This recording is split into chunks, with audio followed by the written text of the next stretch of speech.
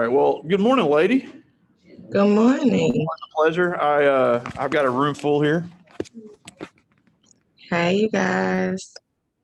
So, and thank you so much for doing this. I really appreciate it. I know you're really tired, but we are talking. We Definitely. started on the government public administration career cluster, and why don't you tell us a little bit about your journey from Raymond High School to Alcorn to now the United States Army? Okay, so once I left high school, I didn't even have a plan on going to the military. Really didn't have a plan on going to college. It just all happened. So it was like, shoot, I got out of high school. I sat around the house about a month or two, and I'm like, well, nah, this ain't what I want to do. And I wasn't ready to go to college yet. So I joined the Army, and I was scared at first. I didn't know what to expect, but it's really not what you think it is. It's like you got some great people in the Army. Like, like you said, it's not all that, oh, I'm finna shoot somebody, because I never shot anybody, and I'm going on 6 years in the Army. So it's like, it's what you make it really, because I I got in not, like I said, not knowing what to expect. And it was really like I done had a good time. Like some days I'm coming up on the end of my contract, but I'm really thinking about re-enlisting. Oh, cool. So some days I'm like, yeah, I wanna keep going. And some days I'm like, well, I'm tired of this. But it's really like nothing that I could say that's just like prevent me from staying in, because it's really not bad. You get good benefits. Like right now, I'm on COVID orders. I work at the COVID site. Luckily, I got today off. So, but it's pretty cool. Like I'm out there just really sitting there making easy money. Yeah, and I do know you are a 92F petroleum expert, but can you talk a little bit about the different jobs that are in the Army? Because even though you are trained to use a weapon, that's actually a pretty small part of what all you guys do. So you talk a little bit about all the different training and jobs that you guys have. So everyone goes through, basic training, and your AIT, that's your MOS training. So really any civilian job you can do in the military. Like I'm a fueler, so I can go and like now I can go and work at a fueler position in any other job. You have dental, you have doctors, you have supply administration, all type, whatever you can think of, they got it. So it's like you don't won't go in thinking, oh well, it's not nothing I want to do. We have basketball, we have sports, we have all this type of stuff, band, really anything you can name, we got it. So like, ASVAB, that's a very important part of it. Like your ASVAB score, that determines what job you can get and what you can't. It's easy.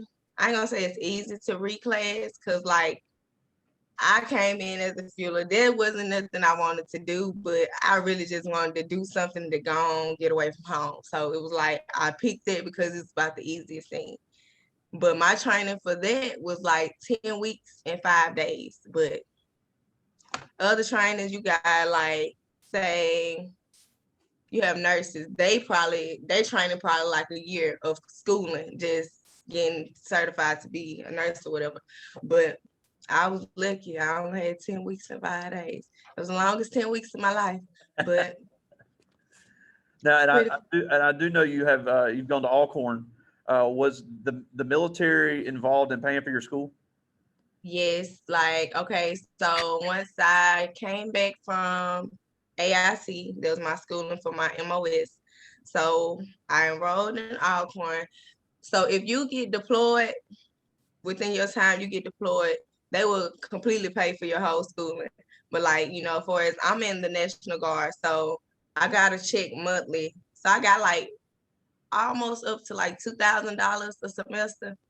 But and that money was paid to my bank account. It wasn't paid to the school. So like my schooling was really already paid for.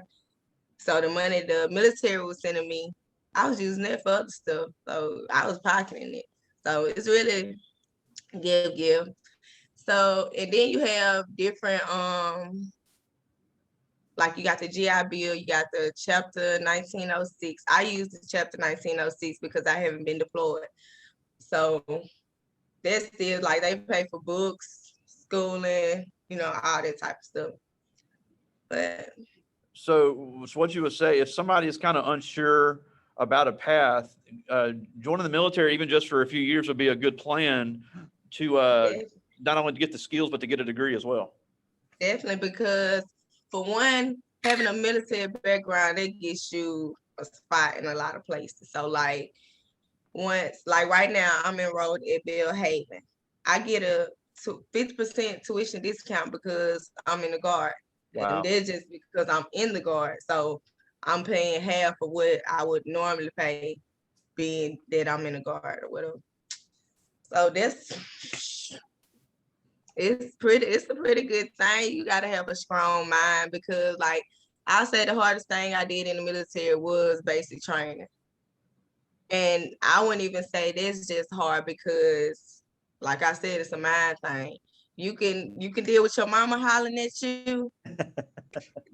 You good because they can't put their hands on you. They can't do none of that type of stuff. They just instilling discipline. Like I went there scared because I'm thinking like, I don't know what they gonna do to me, but they really out for your best interest. Like they just want you to be better, get you on the right path. Cause like when I was in basic, we had a couple people that was like thought they was gonna be stuck in their ways, but they had a way to bring them down. So we had a good time. Oh, I've heard a lot of people say it's scary at first, but it is a lot of fun. Yes, like You get I to would say, rappel off walls and shoot guns and play with a bunch of cool stuff. So. I don't like guns. I personally don't like guns, but I have to shoot them. So it's like when basic training, you do a lot of shooting. So it's like you do like 3-4 weeks of just going to the range because you have to qualify. But like now I have to qualify once a year. So I started off, I had to qualify we started out with the M9. So being that I've been in a couple years, my position in China now I have to qualify with the 50 cal. Oh, that man. gun is way bigger than that M9. And I be so scared, but I mean, it's heavy. It's really heavy. Like you can't even hold it in your hands. You have to mount it on something for you to shoot it. So, but it's pretty cool. Like you got, like I'm a part of an MP unit, so they have to shoot the little, the little Glocks or whatever. But I never had to shoot one of those. Hey, can you tell them I know what an MP is, but can you explain what an MP is? An MP is a military police. You have those at every base you go to. Basically, like before you can get on base, you have to interact with a military police. They job's pretty. They really like a regular police officer, just in uniform. It's really nothing different about it because they do the same thing. Now, I know that you've stayed kind of local because you're in the Guard. You've gotten to go to Alcorn now, Belhaven. But if somebody was wanting to get out of Mississippi, would the military be a good idea to see other parts of the country, other parts of the world? Definitely. Going active duty, you would go places you never thought you'd be. Like, I didn't go active, but I know I have friends that went active. They done went to Hawaii. They done been to all types of places. Like, and then you get an option once you first get in. Like, you get an option of 3 places. You pick 3 places you want to go to. It's not guaranteed that you're gonna get the exact place you want to go to, but it's gonna most likely be out of those 3. So, but some people spend 2 or 3 years in one place. Some people spend 5 years in one place. It just depends on you and your work ethic because you want to go up. You always want to go up. You don't want to stay in one spot. I had a little mishap. I got demoted, but I'm a good soldier, so I instantly got my rank back. So it's like, it's a give and take. Cause I've been at the 112 MP Battalion in Canton since I joined. I would have been transferred to the 155. 155 gets deployed all the time. So that's like, I ain't want to really do that, but it's like deployment is not a bad thing either, because people think of deployments as if they just going to war. And that's not what it is. Like some people, I have battles that went to Kuwait, Iraq, all those type of things. Like, and most of the time they really just over there working out, going to bull crap formations, and that's about it. Making money, working out. Yeah, my uncle was in the Navy and he went to Kuwait during the first Gulf War and he worked at the hospital.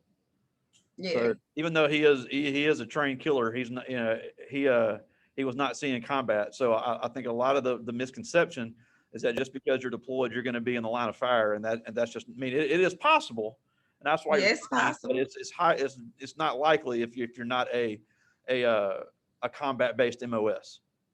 Right. So you really, once deployment, you go to do your job. So basically, if I was to get deployed, I'd be going to fuel trucks and airplanes and all that type of stuff. I wouldn't be going out there to fight unless, and it just came down to that. Yeah. So, Now, and you talk about, now that's funny you brought that up. Do you get to ride in all these cool vehicles? oh yeah, like, do you know I'm very tiny? So with my MOS, we have the M978. They the big old trucks that got like 16 wheels on with a long gas tank on the back. So I would have never thought I'd be driving something like that. You got those tanks, you got the Humvees, those the little small trucks you see on the road all the time. You got really a lot of stuff. You got those little, I can't exactly think of what it is, but like you see on movies, they got the roller tires and the little bum thing on the top. I done rode in one of those before. Those are pretty cool too. But Man, that sounds like fun. it is a lot of fun. Like a lot of stuff you have. The military is the military, so it's like you gotta have discipline, but you have fun at the same time. As long as you discipline, you gonna have fun. So Now, and we have a couple of athletes in here, and I know your senior year, y'all were 3A basketball state champions. That was 4A. one. 4A. Sorry, 4A. Yeah, we're 3A. I apologize. Y'all were 4A state Yeah. champions. That was one of the best women's teams I've ever seen. So, what skills did you have as a basketball player that have transferred into the military? So being that, Coach Coleman was he was a something. He worked us out. So I feel like that benefited me on like my workout side, because you can come in, I could say you don't have to just come in already physically fit because they gonna get you there. But I was thankful that I was already fit, because like they push you, like, and they push you well. You think high school sports, you be tired. The military, they have you going special basic training. You going from the time you wake up. For first formation, we just have to get up for about 5:15, be downstairs about 6, probably about 5:45, honestly. And you up, you gonna do PT. You gonna come back, shower, come back down for chow. You get ready to do all the training and stuff for the day. You don't get back to bed till about 9 o'clock. You got classes, you got training, you got all types of stuff. But that's the fun part of the military. You get to do all the cool stuff, climbing up the walls.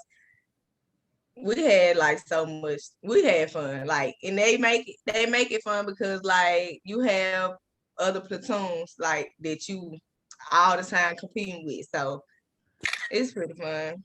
But yeah, I definitely say that running and work, push-ups, sit-ups, all that stuff plays a major part in the military, because that's your PC test basically. And you gotta pass your PC test. Oh yeah, it's the 2-minute run, the 2-minute push-ups, 2-minute sit-ups. Yeah, and they just recently changed it. We have like so much more. You still have the 2-minute push-up, 2-minute sit-ups. You have a 2-mile run. Yeah, 2-mile run. Yeah, 2-mile run. You have pull-ups, deadlifts. We have this like sprint drag carry thing. That's like a 2-minute exercise where you going all out the whole time. Wow. By the time you finish that, your body dead and you still got your 2-mile run to do. So it's like, I say it's like 5 exercises now, but that PT test won't be implemented until 2021 because like they've been experimenting on it and a lot of people been getting hurt. So yeah, that's tough just thinking about it. All right, but before we get to some of these questions, can you talk a little bit about your Alcorn experience and why you chose to go to an HBCU? okay. Like I said, I wasn't intending on like I was tired of school after high school, but you know, I didn't have my brothers, none of my brothers went to college or whatever like this. So it was like I gotta do something. My daddy went to Alcorn, so my friend kind of influenced me to go to Alcorn. So I went to Alcorn fall of 2016. I graduated December 2019. Like I went HBCU is, I would say that's the place to go because like it's like a family. Everybody, you never meet a stranger. So it's like everybody is always welcoming. You're gonna have a good time. And Alcorn was like, it's in the middle of nowhere. So everybody ain't had no choice but to know everybody. We all had a good time together. We partied together, went to class together. That was it. It was just that's all it was. And I really had a good time at Alcorn. Like I went in, right out of coming from home, not doing really much. I didn't really go out or nothing like this. So it's like getting to college and you got that freedom, you get to do what you want, you know. It's a major difference. Yeah, and I know you also became a Zeta Phi Beta. We got a couple in here that said they were interested in being the blue and white later on. So oh yes, that's that's a great the best. organization. The best sorority you can ever join in your life. Like my freshman year, my cousin became a Zeta. So it's like on Alcorn campus, I just watched the different sororities. And it's like Zeta is the one that stuck out to me, like the sisterhood they had. Like they was always together, always doing stuff, having events and all this type of stuff. So it's like the process, you got to keep your grades up because you don't want to get to the point where you ready to pledge and you can't pledge because your grade's not good. So there's something you got to watch out for. And it's not like I wouldn't say have the bare minimum because that factors if they gonna choose you or not. So your grades got to be up. You got to have a good personality. Like I'm not saying you have to be known on campus, but do good things. And you guaranteed, I could say you guaranteed. Yeah, and I've had other former students of mine tell me that the whole MPHC experience is not just strolling on the yard and wearing the colors. There's a lot of academics and community service that's involved in it, and that's a lot of stuff behind the scenes that you guys do that the ones coming in have no idea about, and they are not going to take somebody that's screwing around in school. That's just a fact. Definitely not. This no. The first you come up and they're probably gonna laugh at you. Like, girl, you can go back home. But it's like it's really a lot of work, time consuming. Like when I first became a Zeta, I would say you had to have time to do your homework. You had to have time to do your course study for Zeta because you gotta learn all your information. So it's like you had to have good time management. Like, so I would kind of say it's kind of like the military because they wanted you to be on a set, like do what you're supposed to do, and you good. So, yeah. But it was a lot of work, like, because you want to wear your letters, you're gonna have to put in the work. So, and it's not just same for the fraternities as well. They had fraternities work the exact same way. And exactly. For anybody seeing this later, also the IFC on the other side, those fraternities are going to have similar requirements as the MPHC. MPHC organizations. Now we got some really good questions here, and again, these are all ninth graders, so this is not 18-year-olds. These are 14, 15-year-olds. But this is from Jaquila Crowley, and she asks, are there a lot of challenges you face being a Black woman in the military? Well, I could say yeah and nah, because at the same time, you come in and do what you got to do, they gonna respect you. So it's like my unit, I could say I have the best unit because I've never had an experience to where I didn't get what I was supposed to get because I'm black, you know. So it was like everything that I don't have is because of me. And like in the military, how far you go is on you. So no matter your color, your race, whatever, it's on you. You're gonna put forth the work, you're gonna get what you're gonna get. Absolutely. So Uh, it's this, this is from Ashley Stanford, and she asked, "Is there ever a day you wanted to give up, and what influenced you not to?" woo, definitely. I would say my first after AIT, after basic, my first AT, we had a hard colonel. He used to make us run so much, like, and then it's like when you come home after training, you know, some people stay active, some people just go home and sit down. And I was about one of those ones that went home and sat down. So it was like going, so you know, we have drill once a month and you go 2 weeks in the summer, National Guard. So those 2 weeks is like full of training. So it's like you don't get no days off. Like they give you a rest day probably at the end of the week after you've been went strong 5 days. So it was like I was one of the few females in my unit that actually had an outside job. So I was like always outside with the men. And it was like we had to stay in the field 3 nights straight. Couldn't take a bath. Ooh. Mosquitoes eating us up, Ooh. all types of stuff. And I'm like, oh my goodness, I'm ready to go home. I'm ready to go home. You can't go home. Then I would say basic training. I went during the time it was freezing outside, and I went to Fort Jackson, South Carolina. I feel like it was below zero every day. And our last event before we was able to graduate, we had to do the 3 nights in the field and a 12-mile ruck march back to the barracks. After those 3 nights, my feet were frozen. Like I couldn't even feel my feet. Then you had to imagine walking out 12 miles. So it was like I literally cried the whole way. Like my body was just hurting so bad. And it was like they was telling you if you fall out, you're gonna get recycled or you know. So everybody's trying to go home because everybody want to go home. I cried so hard, and then we had to stop like halfway and change our socks. That made it even worse. It's like I couldn't even step on my feet. And I'm like, you can just send me home at this point. I mean, I don't even care no more. But it's all worth it, I would say, because it all pays out.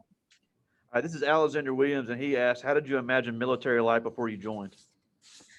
Um, like you said, I thought they was as far as like they go to deployments. I'm thinking I'm finna have to go fight and shoot bullets coming over my head and stuff like that.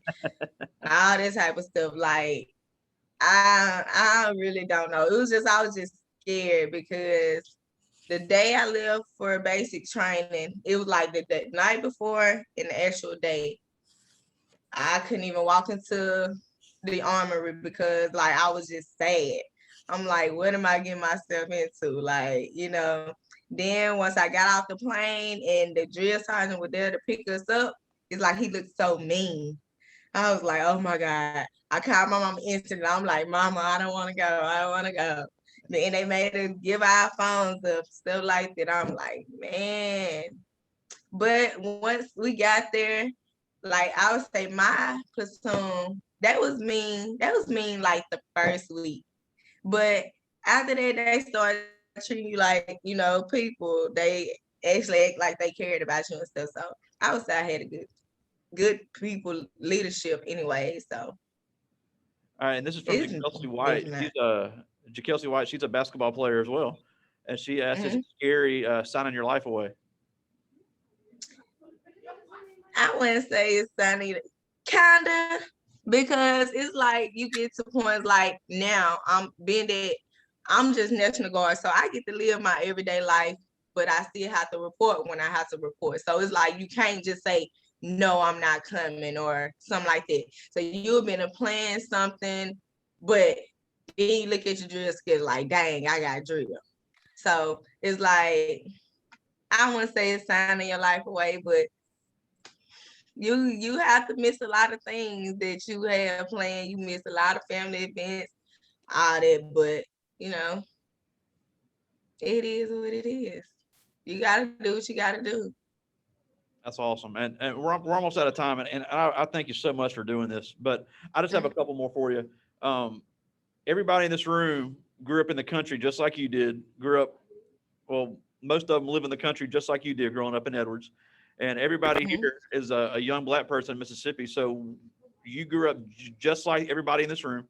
So what have Mhm. you done to be successful? Because you know exactly what it's like to be sitting in their seat. I would say you have to think about yourself. Like, I got to the point where I just wanted to do stuff. I didn't want to be like the people in my hometown, because still to this day, the same people I grew up with, I still see them in Edwards not doing nothing.